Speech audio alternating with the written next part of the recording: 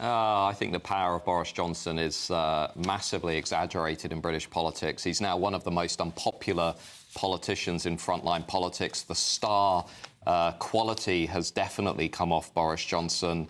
For Conservatives, don't forget, there's a lot of anger out there, particularly those Conservatives that have defected to reform.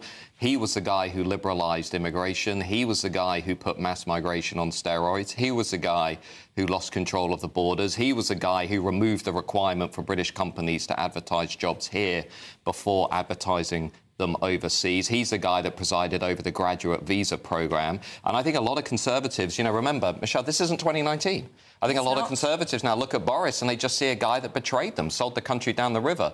And, yeah, great reception in that particular area, but I just don't think he is the political rock star he used to be. I know that a lot of you guys at home, I know that you lent Boris Johnson your vote for the first time in 2019, so I wonder, what do you guys think to him? Get in touch and tell me if you are someone who did that for the first time, you went Tory for the first time because of Boris. What do you think to him? I can show you a clip of Boris speaking last night now. These polls are right, then at the very moment when this country has beaten COVID and beaten post-COVID inflation, at the very moment when we should be encouraging enterprise and growth and putting some money into home ownership and putting some money into people's pockets, Westminster is about to go in diametrically the opposite direction. And so none of us can sit back as a Labour government prepares to use a sledgehammer majority to destroy so much of what we have achieved, what you have achieved. Well, if he was that bothered, why don't you come out earlier and say all of this stuff earlier? Why leave it until the last moment? Many people are saying that it won for England and Jude Bellingham, so maybe it could win for the Tories, that last second intervention. Aaron, what do you make to it all? Yeah, big difference as Jude Bellingham's a team player. If Boris Johnson... Oh, ouchie. If he really cared about how the Conservatives are going to do, he wouldn't have been on a beach until a few days ago. This is about him saving face and in the future being able to say, look, I helped the Conservatives, I was on the pitch, I didn't shy away from my duty. Of course, he has done exactly that. This is purely performative. There was one phrase that really caught my attention.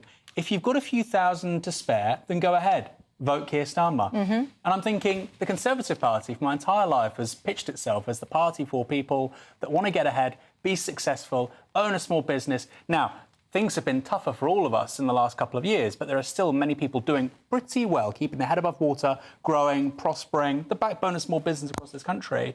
And he's literally saying to them, if you have a few thousand to spare, vote Keir Starmer. I cannot get my head around this man, and I think just... Why? I mean, surely you understand what he's talking about there. No, I don't. Well, you're basically saying if you're moderately successful, vote for Labour. No, he's being sarcastic. So obviously what he's saying is because Rishi Sunak has not been able to land a proper punch on Keir Starmer. He keeps chanting about this £2,000 tax thing, which keeps getting, battered away as being unproven. But not everyone, many people worry that actually what's going to happen is Keir Starmer's going to come in. Yes, he says it's not going to raise tax for the working people, but as then we discovered what he means by working people is people that work but haven't got any savings. So anyone that has got savings, the sentiment will be that he is going to come and he's going to clobber that money. I would say, look, whenever you're in politics and you say to your audience, go ahead, vote for the other guy, it's really stupid. If you want to be worse off, that's what he means. Can I just say one thing? It's a phrase you should never utter. This was in the papers today. I think this really gets to the heart of the Tory problem here. If you want uncontrolled immigration, mandatory wokery, and kowtowing to Brussels, then go right ahead and vote for Starmer. Now, lots of Conservative voters out there, many of whom won't vote or will vote for Farage and Reform, they're going to say, well, hang on, it was the Conservatives that presided over large-scale immigration, sending net migration to 700,000. It was the Conservatives that mainstreamed gender ideology, critical race theory in our schools and universities. It was the Conservatives who refused to leave the European Convention on Human Rights so we can control our own borders. And I think this is the basic dilemma facing the party. Now, my prediction, you heard it here first, shock prediction, Rishi Sunak will probably end up resigning on Friday morning. And I suspect he might stay as caretaker, but we will then go very quickly into a Conservative Party leadership contest.